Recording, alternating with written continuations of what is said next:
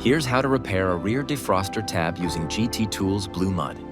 Clean the glass and tab contact area. Lightly sand to ensure proper adhesion.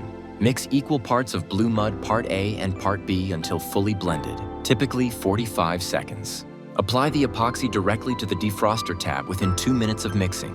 Carefully align the tab with the defroster contact and press into place. Allow the epoxy to fully cure before testing. Use heat to speed up the process. Cures in 30 minutes with 100 to 150 degree Fahrenheit heat gun, or roughly 12 hours at 75 degrees Fahrenheit. Once cured, reattach the connector to the metal tab, then test the defroster to confirm proper function. That's a permanent repair with GT Tools Blue Mud.